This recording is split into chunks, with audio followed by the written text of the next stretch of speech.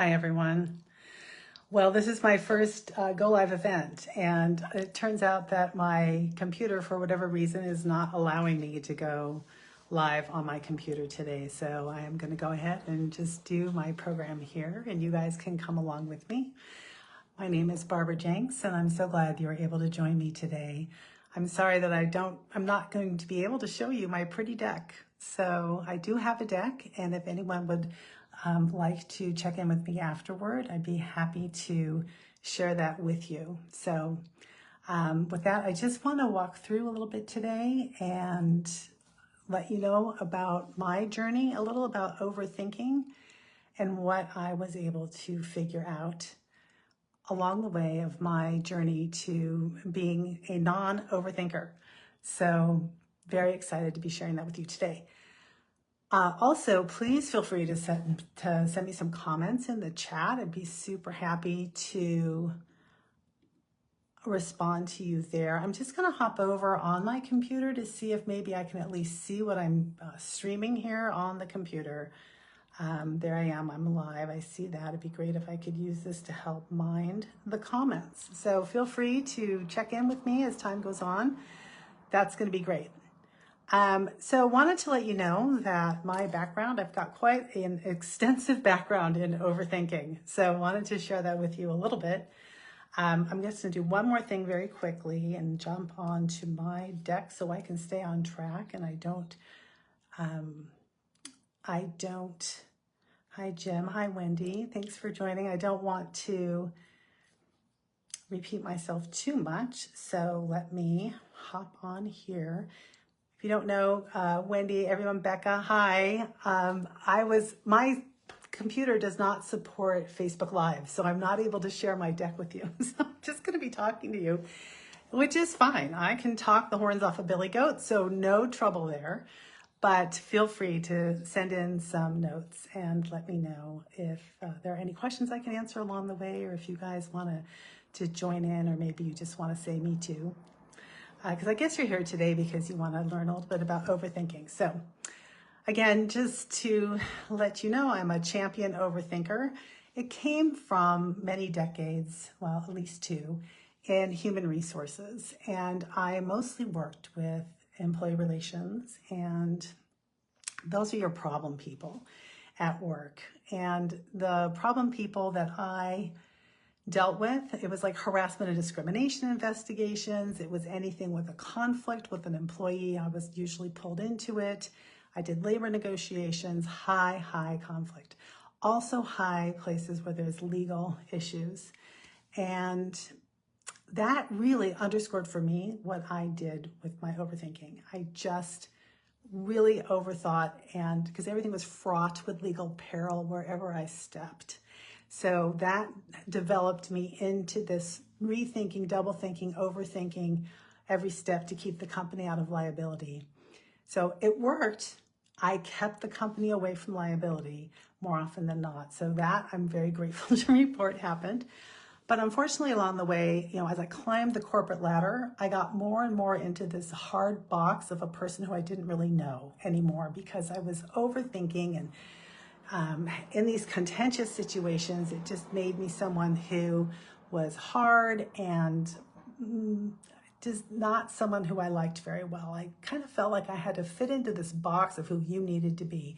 And you needed to be a tough, strong woman who handled difficult situations well. And I became that until I didn't. I was laid off from an executive role. Oh, hi, Debbie. Good to see you here. I was laid off from an executive role a couple years ago. And when I was laid off, I knew I did not like the person I had become. So I took some time off. I actually laid on the couch for a month. So don't tell anyone, but that's what I did. And I realized that my identity was so wrapped up in my work. And presto changeo, overnight, it was gone. And that was a very weird and scary feeling for me, because I didn't mean for myself to get so wrapped up in my work. Was everything to me. It identified who I was. It was what I did. It was first and foremost in my life, even though I'm a mom as well. So that was tough. And fortunately, I had a friend point me in the direction of a guru who studies neurolinguistic programming. And if you don't know what that is, that's your conscious and your subconscious mind talking to each other. So you can get what you want out of life because your subconscious mind drives everything. And the science of neurolinguistic programming really talks to that. And there's a lot of information out there about that. It helped me get myself to change and to get myself into a different direction of the person who I really, really was. And that transformative journey has made me be who I am today. And I am in a place of freedom and ease and happiness and strength and courage, but I'm also soft and I'm kind in ways that I wasn't always at work in the past because I was always in these conflict situations. So anyway, I'm so excited to be able to share with you today some of the steps that I took to get myself there and see if these are things that resonate with you or if they're things that you might have, thought about for yourself or tips that you can take into your own life and put into practice. So what is overthinking?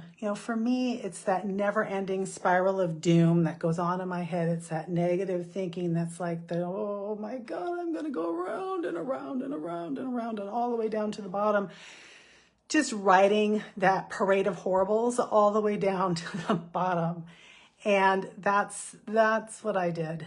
It's just this constant internal communication of negativity. And when I get started on that track, it's really hard for me to get off of it. So that's what I'm talking about here. And I'm guessing since you guys are here, you might also be feeling the same way. Wanted to share some statistics with you. This actually comes from a UCLA study back in the 70s. But it turns out that only 7% of our communication is words. 38% is tonality and 55% is body language. And you might say, well, Barbara, you're talking about your thoughts today, so why are you talking about body language and tone? Well, it's because we all think in terms of body language and tone as well as our words. And that's something that I never took the time to even think about. But when you're able to capture your thoughts, which is what I'm going to talk about in a minute, you will find that tone is part of it and body language is part of it. Just like as I was sitting here describing to you about how I was fitting myself into the box and I was feeling myself doing, this sort of, well, that happens in our head as well when we're thinking and we have our thoughts going around. We're also feeling things. So that is a important piece of information to have. Tonality is also important. I mean, when you think about how you say things to yourself, is that your mother's voice? Is that your sister's voice? Is that the boss that you can't stand's voice? Or is that the loving kindness of your best friend's voice? What voice are we using? What tone are we using to talk to ourselves? So it's that language that we use with ourselves that influences our communication with others. That's one of the reasons why it's so important, not only to get our own thoughts in order, but whatever is happening in our head is influencing our conversations that we're having with other people. So that is super important when you think of it. What am I saying to myself and how is that being communicated to other people? If I'm in this negative downward spiral, my body language is going to be pretty weird. So think about that and be aware of what you're feeling and thinking and how that's coming out. If anyone wants to ask any questions, feel free to drop it in the chat. So I wanted to give you a couple more stats. This is mostly around overthinking, and that is 57% of women who overthink are immobilized by overthinking. And I know that's something that I struggled with, and that was a fear kept me paralyzed. I mean, overthinking, that negative downward spiral is really just fear. and that kept me paralyzed, certainly. So I was one of the 57%. Most of our thoughts are comparison thoughts. So mostly we're comparing ourselves to other people. They're better, I'm less than, their life is good, excuse me, especially with social media, right? There's so much comparing that goes on, and some of it subconsciously, we're not even aware we're doing it.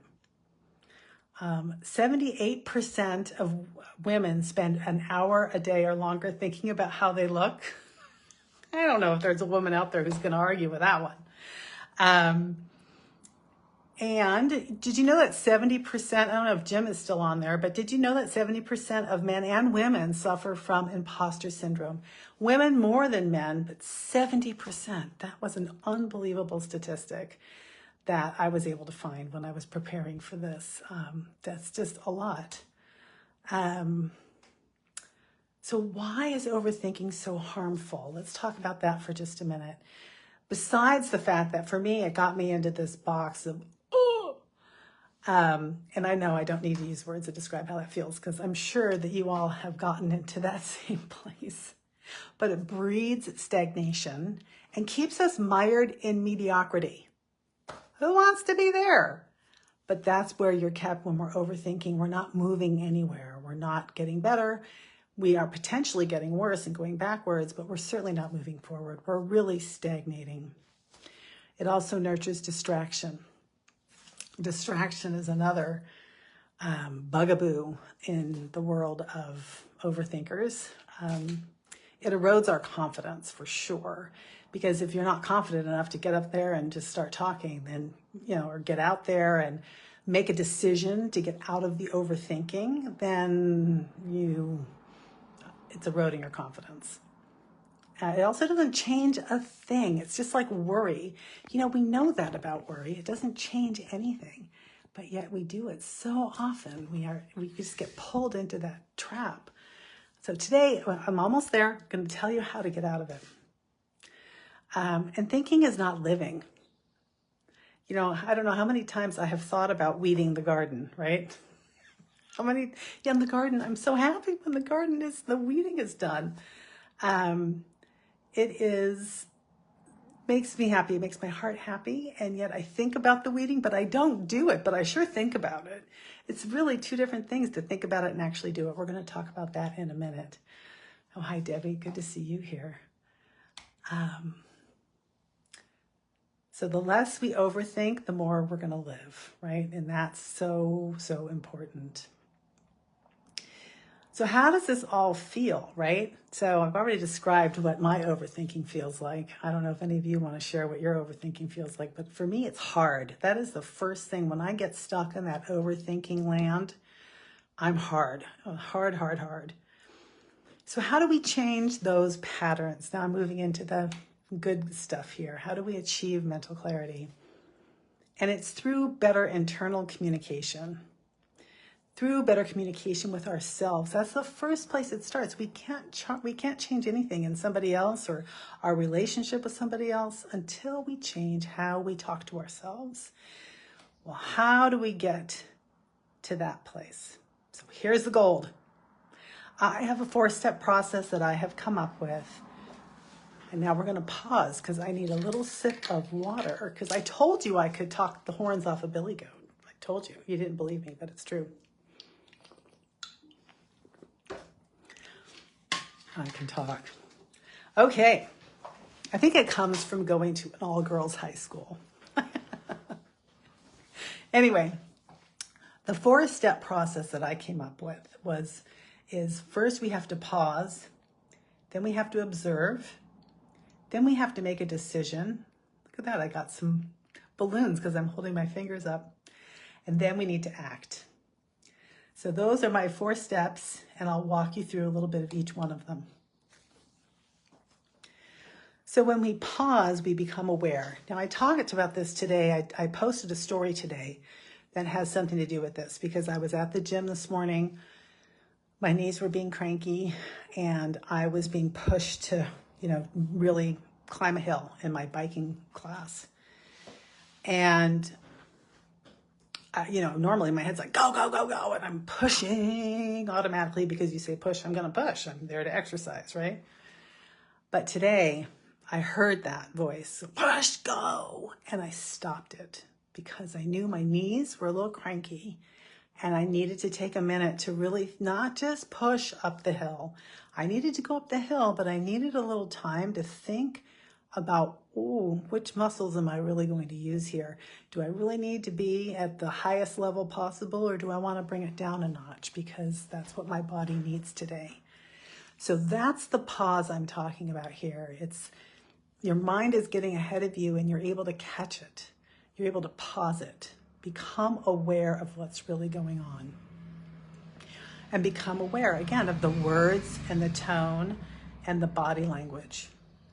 Be aware of all of that. Become aware of what I'm saying, how it feels. Like even the push, push, push, I could feel my body moving forward toward the bike and wanting to push up the hill, right? But I stopped the whole thing because I became aware of it. That was the first thing I needed to do. Another way to do, if you're not on your bike, another way to get aware is to have an attention intention.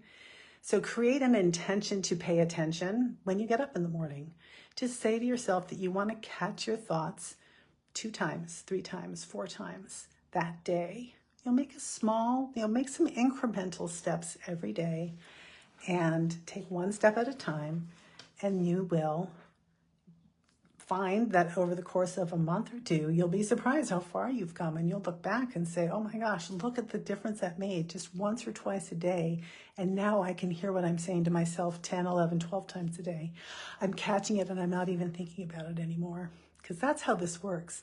This is about taking little steps every day to get, or more often than not, to get ourselves to where we need to be. Another way to do it is to do some nice belly breathing, which I like to put my hands right onto my belly button and breathe in from that place. Not like that, but like this. Well, you could even hear in the breath that it's a really different breath when it comes from my belly. And that's because I practice belly breathing. I do a lot of Tibetan breath work. And putting your thought to where your belly is as you're breathing is how you're able to develop that technique. You're able to clear your mind for a moment. And sometimes it will take up to 3 breaths, but just take a minute to breathe through it and you'll get so much more clarity. That's right, Wendy. I see super good for your pineal gland as well, which is 100% true. Thanks for throwing that in there. And then just catch your random thoughts. Again, when you have an attention to pay attention, you are going to be aware of the thoughts that come into your head that you're like, wait a minute, really? Is that what I really meant to say? I have a good story about that I'll share with you when I'm done if we have time. The next thing to do, so now that we've paused, the next thing to do is observe. And what I like to do when I think about observing is I put both my hands up. I'm holding my phone right now, so I can't put both of them up. But you put them both up like you're looking through binoculars, like when you were a kid. Remember doing that? And that's what you're doing now. It's like you're observing yourself. You're taking a step back a little bit. You're going to observe about what's really going on. Get curious. Find a perspective. And, listen. What are the words I'm using? What's the tone? How am I holding my body? What am I actually saying versus what I actually mean? So many times, those 2 things, like when I first was learning how to catch my thoughts and I was being consistent with it, those 2 things were different. I would be able to catch the word, but it wasn't what I really meant. It was too broad. It was, I don't really have a good example of this off the top of my head, but I'll bet one of you probably do. Like if I say it to myself, anytime I say things like, all people who go to the supermarket in the morning are just nuts, right? Because it's too early to be out of bed going to the supermarket. Anytime I use a word like all or every or any broad language like that, I know to stop myself and say, really, is it all people? Or is it just a few? Or is it any? And then I can ask myself the question, who cares when other people go to the supermarket? I know that's kind of a silly example, but it's what I came up with this morning. But how many silly examples do you have? How many things go through your head as well that just, we say things that we don't really mean a lot. And that's one of the gifts of this awareness. And I got that from being able to observe. Another thing that I found that I did when I started to observe my thoughts is I was getting into future wreckage. And this is the story I was going to tell earlier. And that is my youngest son went to college last year for the first time. And that's a big deal for a mom. You know, when they went, oh, hi, Mary, good to see you here. When your kids go off to college, when your last one goes, it's really dramatic. It can be, right? We all hear that story. Empty nest and all of that. Well, I was in a takeout food line here in Washington for taco time, which is where I had gone for my kids many times for, 13, 14 years to get them dinner. And I'm in the line to get the takeout food, and I'm suddenly gripped with, oh my God, it's the last time I'll be in the line at taco time. Trevor's going to school next week, and it's the last time I'm ever going to be here. And I'm getting all like upset in the line for fast food. And I caught myself as I kind of looked away up the hill, and I started thinking about, oh my God, my youngest child is going away. And I caught myself because you know what? I heard the soundtrack of the movie, like the movie soundtrack comes welling up in the background, and I'm off into the future of, oh, my child is leaving. And I went, wait a minute, what the heck am I doing? Stop. I'm in line at taco time. I mean, put your mind where your feet are. That's my other tip for observe. I'm in line getting food at a takeout place. Do I really feel sad? This is going to be sad, but am I sad right now? And I got to tell you, that really did a lot for me because I was not really sad right then. I was like, and not only that, but I've been to taco time many days since then, I have to say. Because guess what? Kids come home from college, right? And then you go to taco time. Not a problem. Anyway, just had to share that little story with you because that's an example of how I heard that time. That was not words. That was not a feeling or a tone. That was the soundtrack that I could just hear myself going off into some future event. The wreckage of my future, about how sad I'm going to be when my son isn't here anymore. That is just, I was so happy that I was able to catch myself on that. So I'm guessing you might be able to relate to that yourself. So after pause and observe, our next step is to decide. We need to make a decision that we want to change our thought habits. We really need to make a decision. It's not enough just to know that they're happening. We also need to decide to use specific language with ourselves because, again, these broad terms do not serve us in any way. It's like, do you really mean all people? Do you mean some?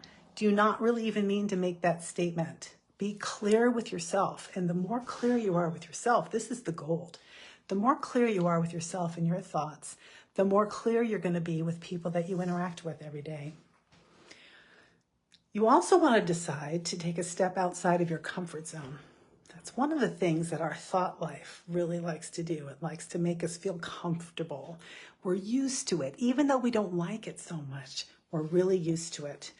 And being used to it is our comfort zone.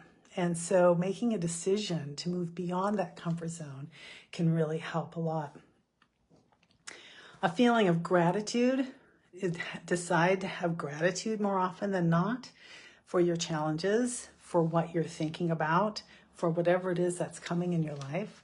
That can help to change how we think about it, just having that little bit of gratitude. And stop those catastrophizing thoughts, right? The whole, oh my God, the world is coming to an end type of thoughts are, they're not serving us. I got sober. Most people know I'm sober 34 years. when I got sober, hello, it was during the first Gulf War. Does anyone remember that? When George Bush Sr. was president? Woo! Yes, I got sober when I was 10. Shh. Anyway, I remember, I was very upset, feeling the weight of the world on me about this war that was happening in Kuwait.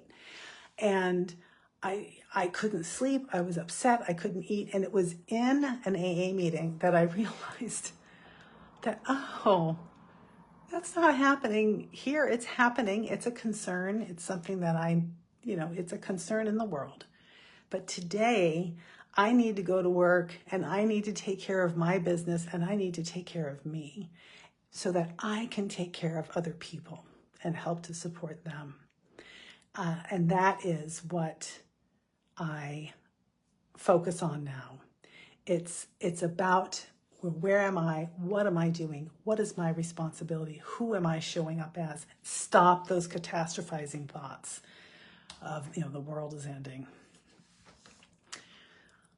Finally, after pause, observe, and decide, we have to act, because there can be a huge chasm between these three and the actual action. We can really think, oh, thank you, Debbie, for jumping in there to tell me that you remember too, that you're old enough to remember the first Iraq War. Yippee! I'm guessing other people on this call do too, but thank you for letting me know I'm not alone. So anyway, pause, observe, decide. Act is over here, because act is, there's a big chasm between the two, because this deciding gives you a big dopamine hit in your brain, right? Ooh, I'm going to go weed the garden. Ooh, it's going to be really good. And the garden's going to look really good. And 2 weeks later, the garden is still full of weeds. So I did the first three, but I didn't act and weed the garden. So the action is super, super critical here. We've got to change those thoughts, even if it might be uncomfortable and it puts us out of our comfort zone. It's time to loosen your grip on the thoughts and let them go.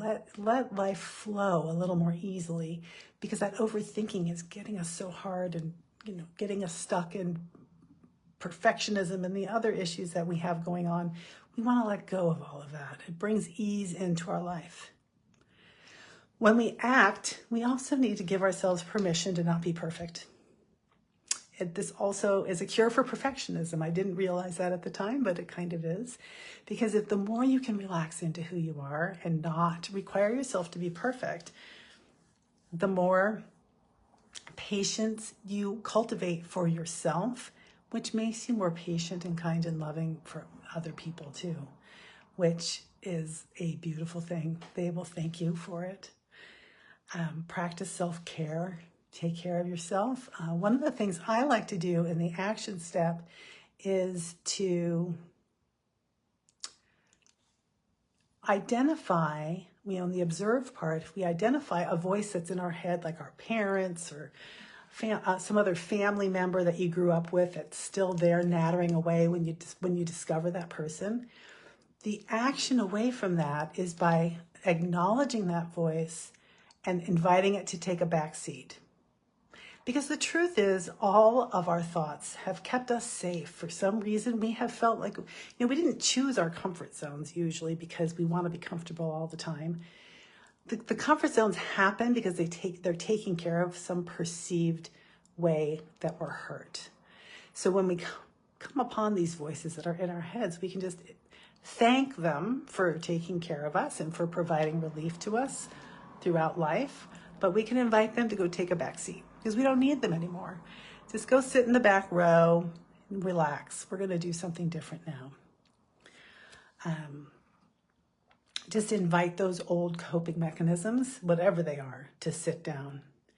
And don't forget to bring in humor, play, be fun, and be happy with it. Just goof around. I had to learn how to play again. I didn't realize how unplayful I was until I started taking improv courses 2 years ago, which is something I did because I acted. I wanted to act myself out of my negative thinking. And since that was something I was so terrified of even trying,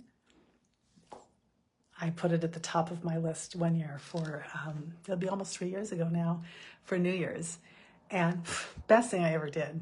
Best thing I ever did. It broke my overthinker. So if you want to do a short, a short trip to break your overthinker, go take improv and really do it. It takes a while to get out of your thinker, but when you do, oh, it's gold. It's absolute gold.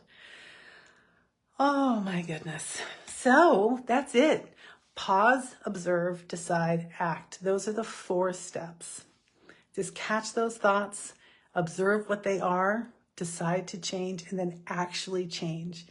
Practice, be kind and playful. So that's it. Those are my 4 steps for you today, because those 4 steps, if you practice them over and over again, you allow yourself not to be perfect, you will experience a freedom that you haven't ever known before. You are going to change your life.